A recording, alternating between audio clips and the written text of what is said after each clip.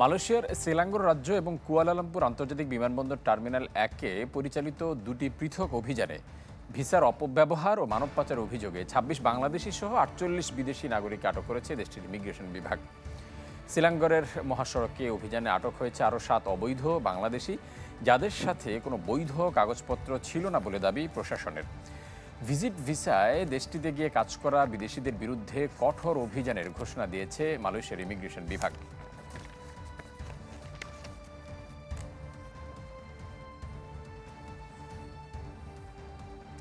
দর্শক, এ নিয়ে আরও জানাতে এই মুহূর্তে মালয়েশিয়া থেকে আমাদের সাথে যুক্ত হচ্ছেন সহকর্মী ওয়াহিদ সোহান। আমরা যাচ্ছি তার কাছে।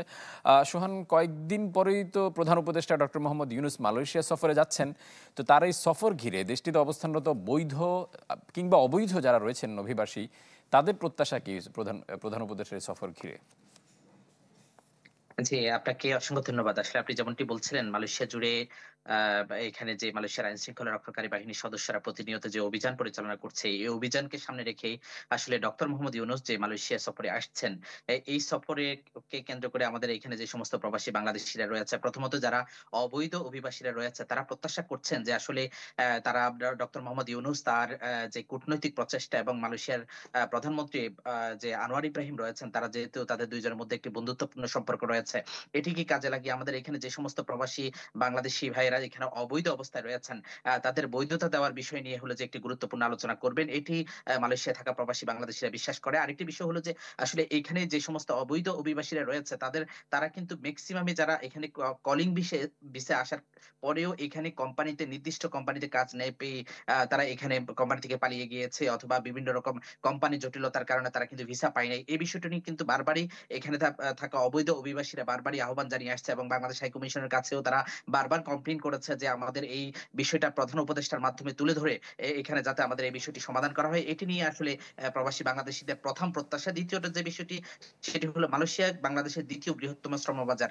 এই শ্রমবাজারটিকে কেন্দ্র করে এখানে অনেক রকম জটিলতা তৈরি হয়েছে, এবং দীর্ঘদিন থেকে সিন্ডিকেশন এর কারণে এখানে কিন্তু শ্রমবাজার খুলছে আর বন্ধ হয়ে যাচ্ছে।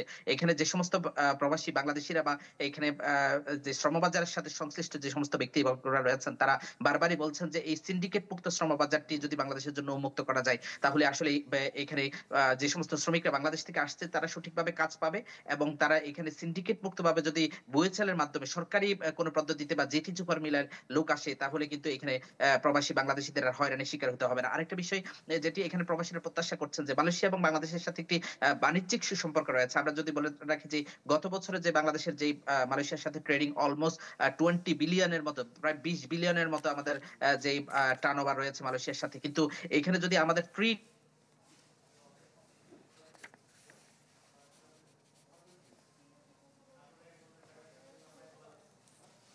দর্শক, মালয়েশিয়া থেকে আমাদের সাথে ওয়াহিদ সোহান তিনি কথা বলছিলেন।